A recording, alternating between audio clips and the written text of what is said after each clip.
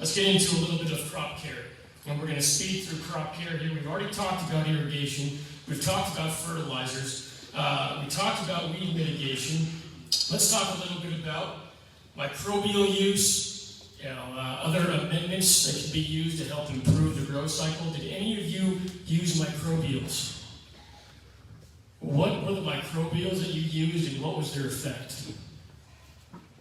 So ours is a little unorthodox, I guess. One of our partners, he works for a company, and they do probiotics for feed yards now. And they were looking into using these probiotics in plants, and so we did a test in our greenhouse with these probiotics, and we put probiotics on the beginning, when we planted the seeds, and then when we transplanted, we put it on again. And then I think we hit him with a shot. We hit him with another shot of the probiotics through the irrigation system. But we really didn't get a good understanding of how well it affected our plants because of the late planting and all of that. I mean, our research was really not even, we couldn't have a good understanding of our research because our plants are so small and everything. So. We used them. I'm going to be real blunt with you. I'm not a chemist. I'm not trying to be. I couldn't tell you exactly what was in our microbials. We went through a consultant for that out of Oregon. And there was a product called Hemp Plus. And more or less what he did was privately recreated it for us with some couple minor tweaks. And we applied them at first in the greenhouse, seedling stage, about 2 inches. We started applying those to the water. We just foliar fed that. After that, we put it again in the water while we used our water wheel transplanting. And then one more time right before flower, we hit it with the microbials as well. We had 0 disease on our farm, which was fantastic. I would say so. I would definitely recommend using them. I did see hardier plants. I did see better water retention in the plants. I did see no disease on our farm. Other than that, to be honest, I couldn't tell you what's in it. So I want to go back to something, Billy, when you're talking about you applied in the greenhouse. So let's talk real quickly before moving forward on the greenhouse. If you go seed to start in a greenhouse, you will be growing for 3.5 to 4 weeks, and then you transplant.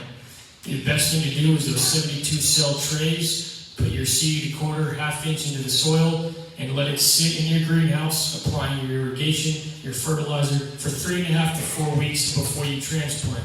Do not let your seedlings sit in their cell beyond 4 weeks, 5 weeks, a month and a half. You get root bound, bad news. If you do need to keep growing in the greenhouse, transplant to a larger burlap sack or something, get them out of their cells. Having some root bind is not good for the grow. So 3.5 to 4 weeks for the transplants. I would say, 3.5, 4 weeks is perfect timing for us. We did run into root bound issues. It's so humid here that, man, those things rooted way faster outdoors than I thought they were going to root. So personally, I would say a bigger tray. That's the only thing I would say. All right, now moving on. We've got crop care pretty well covered. Unless anybody has a quick question, we're going to move right into some male removals. Good question. If you're buying feminized seed, you need to be sure that the male count is less than 1 per acre.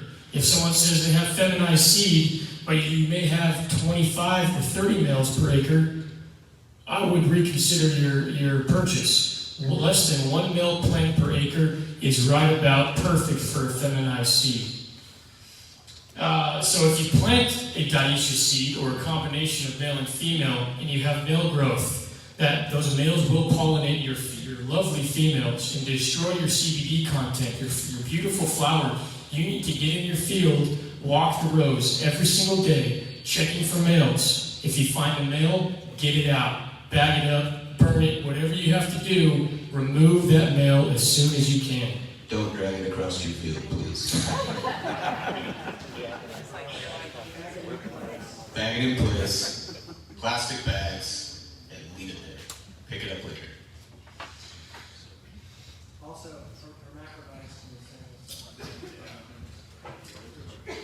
Hermaphrodites are the bane of existence for a hemp farmer. Hermes are so tricky and they're so tough. If you're growing CBG, I mentioned earlier, there's a few more hermaphrodites that show up. You can have a single branch, a single down low, hidden, that will end up being all male and actually produce spores and pollen.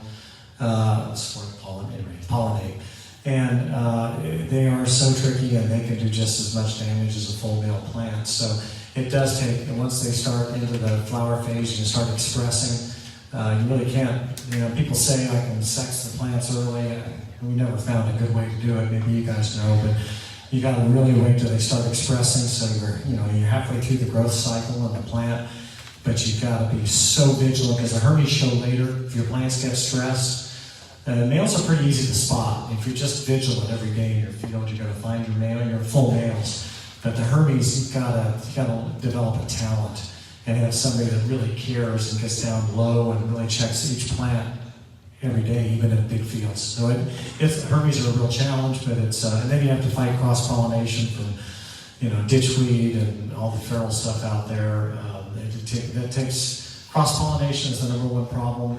Legally, in the United States right now in the hemp business, the more lawsuits about cross-pollination than anything else happening today. And you don't know where it comes from. So somebody gets pollinated and they all pissed and they go around trying to figure out who did it. And they start pointing fingers. It is the litigation people will tell you that's kind of the number one hotspot. Pollination in Kansas is rampant. It's just going to take incredible vigil to go out and talk to your neighbors, go out in the fields and the ditches and any creeks. You just have to go hunt and find and be really out there.